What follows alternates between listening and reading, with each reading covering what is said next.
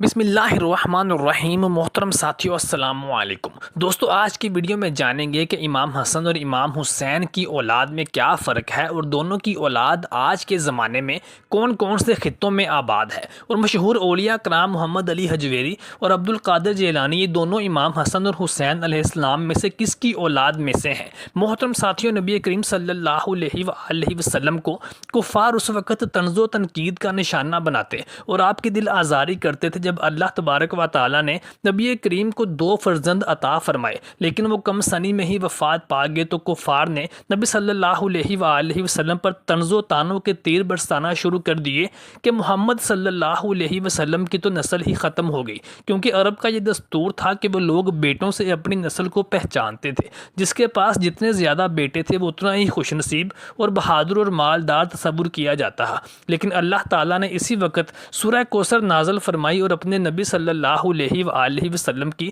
دلجوئی کرتے ہوئے ارشاد فرمایا کہ اے میرے نبی، بے شک کثرت اور برکت آپ کو ہی حاصل ہے اور آپ کے دشمن کا نام و نشان بھی مٹ جائے گا۔ اور اللہ تعالیٰ نے نبی کریم صلی اللہ علیہ وآلہ وسلم کی نسل کو ان کی صاحبزادی سیدہ فاطمہ سلام اللہ علیہا سے جاری فرمایا۔ آپ کے 2 فرزند امام حسن و حسین علیہ السلام سے آپ کی نسل جاری ہوئی۔ آپ کے بڑے صاحبزادے امام حسن علیہ السلام تھے۔ نبی صلی اللہ علیہ وآلہ وسلم اپنے ان دونوں نواسوں کو ہمیشہ اپنا بیٹا کہتے تھے، اور آپ صلی اللہ علیہ وآلہ وسلم نے ارشاد فرمایا تھا کہ حسن اور حسین جنتی نوجوانوں کے سردار ہیں۔ امام حسن حضرت علی اور سیدہ فاطمہ الزہرا کے پہلے فرزند اور پیغمبر اکرم کے بڑے نواسے ہیں۔ تاریخی شواہد کی بنا پر پیغمبر اکرم نے آپ کا اسم گرامی حسن رکھا اور حضور آپ سے بے پناہ محبت کرتے تھے۔ آپ نے اپنی عمر کے 7 سال اپنے نانا رسول خدا کے ساتھ گزارے۔ بیت رضوان نجران کے عیسائیوں کے ساتھ مباہلے میں اپنے نانا کے ساتھ شریک ہوئے۔ شیعہ اور اہل سنت منابع میں امام حسن کے فضائل و مناقب کے سلسلے میں بہت سی احادیث موجود ہیں۔ آپ صحابہ کرام میں سے تھے جن کے متعلق آیت تطہیر نازل ہوئی تھی، جن کی بنا پر شیعہ ان ہستیوں کو معصوم سمجھتے ہیں۔ آیا بعام، آیا مودت اور آیا مباہلہ بھی انہی ہستیوں کی شان میں نازل ہوئی ہے۔ آپ نے 2 دفعہ اپنی ساری دولت اور 3 دفعہ اپنی دولت کا نصف حصہ خدا کی راہ میں عطا کیا۔ اسی وجہ سے آپ کو کریم اہل بیت کے نام سے یاد کیا جاتا ہے۔ آپ نے 20 یا 25 بار پیدل حج کیا۔ خلیفہ اول اور دوم کے زمانے میں آپ کی زندگی کے بارے میں کوئی خاص بات تاریخ میں ثبت نہیں ہوئی۔ خلیفہ دوم کی طرف سے خلیفہ منتخب کرنے کے لیے بنائی گئی 6 رکنی کمیٹی میں آپ بطور گواہ حاضر تھے۔ خلیفہ سوم کے دور میں ہونے والی بعض جنگوں میں آپ علیہ السلام نے شرکت کی تھی۔ اس کے حوالے سے تاریخ میں بہت سے شواہد ملتے ہیں۔ حضرت عثمان کے خلاف لوگوں کی بغاوت کے دوران امام علی علیہ السلام کے حکم سے آپ ان کے گھر کی حفاظت پر مامور ہوئے۔ امام علی علیہ السلام کی خلافت کے دوران آپ اپنے والد گرامی کے ساتھ کوفہ تشریف لائے اور جنگ جمل اور صفین میں اسلامی فوج کے سپہ سالاروں میں شامل تھے۔ 21 رمضان 40 ہجری میں امام علی علیہ السلام کی شہادت کے بعد آپ امامت و خلافت کے منصب پر فائز ہوئے اور اسی دن 40,000 سے زائد لوگوں نے آپ کی بیعت کی۔ معاویہ بن ابی سفیان نے آپ کی خلافت کو قبول نہیں کیا اور شام سے لشکر لے کر عراق کی طرف روانہ ہوا۔ امام حسن علیہ السلام نے عبید اللہ بن عباس کی سربراہی میں ایک لشکر معاویہ کی طرف بھیجا اور آپ خود ایک گروہ کے ساتھ سابات کی طرف روانہ ہوئے۔ معاویہ نے امام حسن علیہ السلام کے سپاہیوں کے درمیان مختلف افواہیں پھیلا کر صلح کے لیے میدان ہموار کرنے کی کوشش کی، یہاں تک کہ ایک خارجی کے حملے کے نتیجے میں آپ علیہ السلام زخمی بھی ہوئے اور علاج کے لیے آپ کو مدائن لے جایا گیا۔ اسی دوران کوفہ کے بعض سرکردگان نے معاویہ کو خط لکھا جس میں امام حسن علیہ السلام کو گرفتار کر کے معاویہ کے حوالے کرنے یا آپ کو شہید کرنے کا وعدہ دیا گیا تھا۔ معاویہ نے کوفہ والوں کے خطوط امام حسن علیہ السلام کو بھیج دیے اور آپ سے صلح کرنے کی پیشکش کی۔ امام حسن نے وقت کے تقاضوں کو دیکھتے ہوئے معاویہ کے ساتھ صلح کرنے اور خلافت کو معاویہ کے حوالے کرنے کا فیصلہ کیا، لیکن اس شرط کے ساتھ کہ معاویہ قرآن و سنت پر عمل پیرا ہوگا، اپنے بعد کسی کو اپنا جانشین مقرر نہیں کرے گا اور تمام لوگ خاص کر شیعان علی علیہ السلام کو امن کے ساتھ زندگی گزارنے کا موقع فراہم کرے گا۔ لیکن بعد میں معاویہ نے مذکورہ بالا شرائط میں سے کسی ایک پر بھی عمل نہیں کیا۔ معاویہ کے ساتھ ہونے والی صلح کی وجہ سے بعض شیعہ آپ سے ناراض ہو گئے تھے، یہاں تک کہ بعض نے آپ کو مذل مومنین یعنی مومنین کو ذلیل کرنے والے کا خطاب بھی دے دیا۔ صلح کے بعد آپ سن 41 ہجری میں مدینہ واپس آ گئے اور زندگی کے آخری ایام تک وہیں پر مقیم رہے۔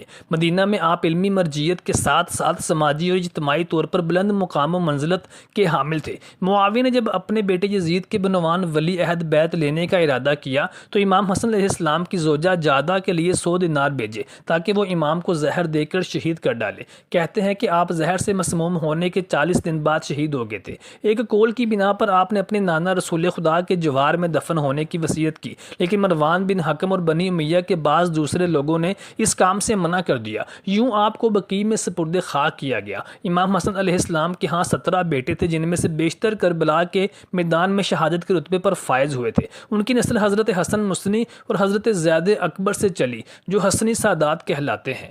امام حسین علیہ السلام کی اولاد میں زین العابدین، علی اکبر، علی اصغر، رقیہ، فاطمہ صغرا، سکینہ اور صفیہ شامل ہیں۔ آپ کی نسل آپ کے بیٹے حضرت حسن مسنہ اور حضرت زید الاکبر سے چلی۔ امام حسن کی نسل سے تعلق رکھنے والے سادات حسنی سادات کہلاتے ہیں اور ان کی اکثریت لبنان اور ایران میں آباد ہے۔ امام حسن مجتبیٰ کے 17 بیٹے تھے، جن میں سے زیادہ تر میدان کربلا میں شہید ہوئے۔ امام حسین علیہ السلام کی اولاد میں زین العابدین، علی اکبر، علی اصغر، رقیہ، فاطمہ صغرا، سکینہ، صفیہ شامل ہیں۔ ان کی سب سے مشہور زوجہ شہر بانو تھی، جو کہ امام زین العابدین کی والدہ تھی اور ساسانی سلطنت کے بادشاہ کی بیٹی تھی۔ امام حسن کی اولاد ان کے بیٹوں بالخصوص حضرت حسن مسنی کے ذریعے جاری ہوئی، جبکہ امام حسین کی اولاد ان کے بیٹوں اور بیٹیوں کے ذریعے جیسے امام زین العابدین کے نام سے آگے بڑھی۔ وفات کے بعد امام حسین علیہ السلام نے وصیت فرمائی تھی کہ دوبارہ حضرت عائشہ رضی اللہ تعالی عنہا سے اجازت مانگی جائے۔ آپ نے پھر فراخ دلی کے ساتھ مرحمت فرمائی۔ اس موقع پر بھی حرم نبوی صلی اللہ علیہ وآلہ وسلم کے دشمنوں نے ایک روایت مشہور کر دی کہ حضرت عائشہ صدیقہ نے اجازت نہیں دی اور حضرت حسن کے روضہ نبوی صلی اللہ علیہ وسلم میں دفن ہونے میں مزاحم ہوئیں، مگر یہ روایت بھی امیر معاویہ کی شرائط کی طرح حضرت عائشہ کو بدنام کرنے کے لیے گھڑی گئی تھی، جس کی کوئی اصلیت نہیں۔ لیکن حضرت حسن علیہ السلام کا خطرہ بالکل صحیح نکلا۔ مروان کو اس کی خبر ہوئی تو اس نے کہا کہ حسن کو کسی طرح بھی روضہ نبوی میں دفن نہیں کیا جا سکتا۔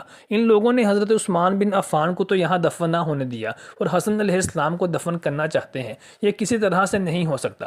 امام حسین علیہ السلام نے مقابلہ کرنا چاہا، مروان بھی لڑنے پر آمادہ ہو گیا اور قریب تھا کہ پھر ایک مرتبہ مدینہ کی زمین مسلمانوں کے خون سے لالا زاد بن جائے۔ کتنے میں مشہور صحابی حضرت ابو ہریرہ پہنچ گئے اور چلائے کہ یہ کیا ظلم ہے کہ ابن رسول خدا کو اس کے نانا کے پہلو میں دفن کرنے سے روکا جا رہا ہے۔ پھر حسین علیہ السلام نے کہا کہ اس کے لیے کشت و خون سے کیا فائدہ۔ حسن علیہ السلام کی وصیت بھول گئے کہ اگر خون ریزی کا خطرہ ہو تو عام مسلمانوں کے قبرستان میں دفن کر دینا۔ اس پر حضرت حسین علیہ السلام کا غصہ ٹھنڈا ہو گیا اور بنی امیہ اور بنی ہاشم میں جنگ ہوتے ہوتے رہ گئی۔ اس کے بعد سعید بن عاص عامل مدینہ نے نماز جنازہ پڑھائی اور لاش مبارک جنت البقیع میں حضرت فاطمہ الزہرا کے پہلو میں سپرد خاک کی گئی۔ امام حسن رضی اللہ تعالی عنہ کا روضہ نبوی صلی اللہ علیہ وسلم کی بجائے بقیع کے گورے غریبہ میں دفن کیا جانا آپ کے روحانی تصرف کا نتیجہ ہے، جس کے پیکر صلح واسطی نے زندگی میں مسلمانوں کے خون کی قیمت پر دنیاوی جاہو چشم حاصل کرنا پسند نہ کیا اور خون ریزی سے بچنے کے لیے سلطنت و حکومت جیسی چیز کو ٹھکرا کے عزت نشینی کی زندگی اختیار کی، اور ان کے جسد خاکی نے مرنے کے بعد بھی یہ کرشمہ دکھایا کہ روضہ نبوی صلی اللہ علیہ وسلم کے مقابلے میں بقیع کے گورے غریبہ میں دفن ہوا، لیکن حرم نبوی میں مسلمانوں کا خون نہ گرنے دیا، ورنہ اس قیمت پر جد امجد کے پہلو میں جگہ ملنی بہت آسان تھی۔ روایات میں آتا ہے کہ امام حسن مجتبیٰ رضی اللہ تعالیٰ عنہ نے نہایت کثرت کے ساتھ شادیاں کی تھیں اور اسی کثرت کے ساتھ طلاقیں بھی دی تھیں۔ طلاقوں کی کثرت کی وجہ سے لوگ آپ کو مطلق کہنے لگے تھے۔ بعض روایات میں آپ کی ازواج کی تعداد 90 تک پہنچ جاتی ہے، لیکن یہ روایات مبالغہ آمیز ہیں۔ اس کی تردید اس سے بھی ہوتی ہے کہ آپ کے کل 10 اولادیں تھیں اور یہ تعداد شادیوں کے مقابلے میں بہت کم تھی۔ اس سے یہ بھی ظاہر ہوتا ہے کہ شادیوں کی کثرت کی روایت مبالغہ آریزی سے خالی نہیں ہے، تاہم اس قدر مسلم ہے کہ عام رواج سے زیادہ شادیاں کیں۔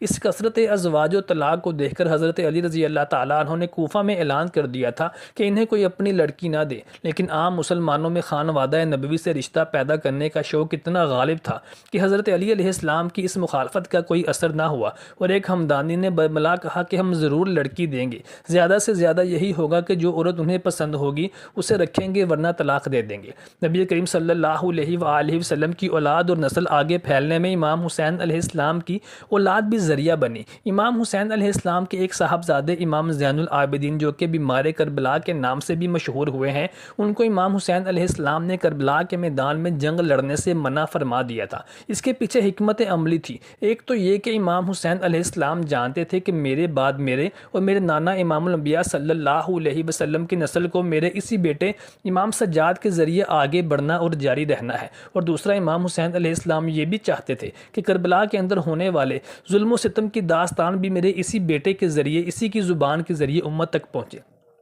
چنانچہ امام زین العابدین علیہ السلام سے امام حسین علیہ السلام کی نسل آگے بڑھی۔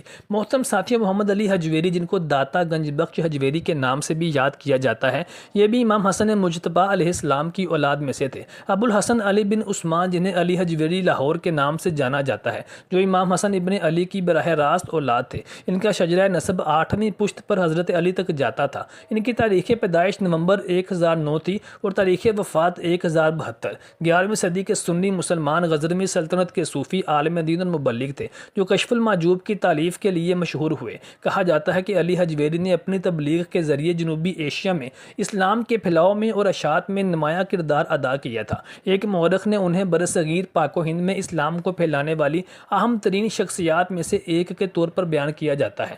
موجودہ دور میں علی حجویری کے علاقے کی روایتی سنی مسلمان لاہور پاکستان کے مرکزی ولی کے طور پر مانتے ہیں۔ اس کے علاوہ پورے جنوبی ایشیا میں سب سے زیادہ قابل احترام ولیوں میں سے ایک ہیں، اور لاہور میں ان کا مقبرہ جو کہ داتا دربار کے نام سے مشہور ہے، جنوبی ایشیا میں سب سے زیادہ کثرت سے جانے والے مزارات میں سے ایک ہے۔ اس وقت یہ پاکستان کا سب سے بڑا مزار ہے۔ سالانہ زائرین کی تعداد اور مزار کے احاطے کے سائز میں صوفیانہ سلسلہ میں ان کا نام جنوبی ایشیا کے اسلامی معاشرے میں ایک گھریلو نام کی طرح سے جانا جاتا ہے۔ سن 2016 میں حکومت پاکستان نے علی حجویری کی 3 روزہ عرس کی آغاز کی یاد میں 21 نومبر کو عام تعطیل کا اعلان کیا۔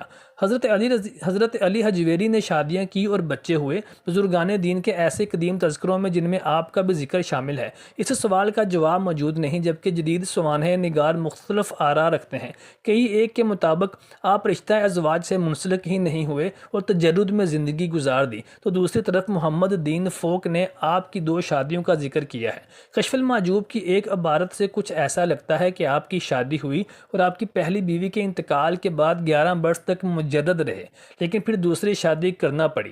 تاہم 1 سال بعد ہی یہ اہلیہ بھی انتقال فرما گئی تھیں۔ محترم ساتھیوں، چونکہ آپ کی کنیت ابو الحسن ہے، تو اس بنیاد پر کہا جاتا ہے کہ آپ کے ہاں کم از کم ایک بیٹے کی ولادت کا تو پتہ چلتا ہے۔ تاہم اس بیٹے یا کسی بھی بچے سے متعلق آپ نے اپنی کتاب میں کوئی اشارہ نہیں دیا۔ ایک خیال یہ بھی ہے کہ آپ کے ہاں کوئی بھی اولاد پیدا نہیں ہوئی تھی اور آپ نے کنیت اس دور کے رواج کے مطابق علامتی طور پر ابو الحسن رکھ لی تھی۔ محترم ساتھیوں، ایک اور بہت مشہور شخصیت عبد القادر جیلانی، جن کو غوث کے لقب سے بھی یاد کیا جاتا ہے، آپ کی کنیت ابو صالح تھی اور لقب جنگی دوست تھا۔ آپ کا سلسلہ نسب اس طرح سے ہے: سید ابو صالح موسیٰ جنگی دوست بن سید ابو عبداللہ جیلانی بن سید یحییٰ زاہد بن سید محمد بن سید داؤد سید موسیٰ ثانی بن سید عبداللہ بن سید موسیٰ الجون بن سید عبداللہ المخز بن سید الحسن المثنیٰ بن سیدنا امام المتقین سیدنا امام حسن بن امیر المومنین سیدنا علی کرم اللہ وجہ الکریم۔ آپ نے بھی دین اسلام کی ترویج اور تدوین میں ایک انتہائی اہم کردار ادا کیا، اور اولیاء کرام کے ایک حلقے میں آپ اس قدر مشہور ہوئے اور معروف ہوئے کہ آپ کو غوث کے رتبے پر فائز سمجھا جاتا ہے، اور پوری دنیا میں آپ کے ماننے والوں کی ایک کثیر تعداد ہے۔ عبد القادر جیلانی کو 11ویں والے پیر بھی کہا جاتا ہے، اور ان کے نام سے بہت سی کرامات بھی مشہور ہوئی ہیں، جن میں سے بہت سی کرامات ایسی ہیں جن کو مختلف اسلامی مورخین اور محققین نے جھٹلایا ہے، لیکن اہل سنت و جماعت کی ایک کثیر تعداد ان کرامات کو سچ مانتی ہے، اور شیخ عبد القادر جیلانی کو غوث اعظم یا غوث پاک کے لقب سے بھی یاد کرتی ہے، جس کو کچھ اسلامی فرقے شرک سے منسوب کرتے ہوئے نظر آتے ہیں۔ محترم ساتھیوں، امید کرتے ہیں کہ آپ کو ہماری آج کی ویڈیو پسند آئی ہوگی۔ برائے مہربانی کمنٹ سیکشن میں اپنی رائے سے آگاہ کرنا مت بھولیے گا، اور چینل کو سبسکرائب کرنا اور ویڈیو کو لائک شیئر کرنا مت بھولیے گا۔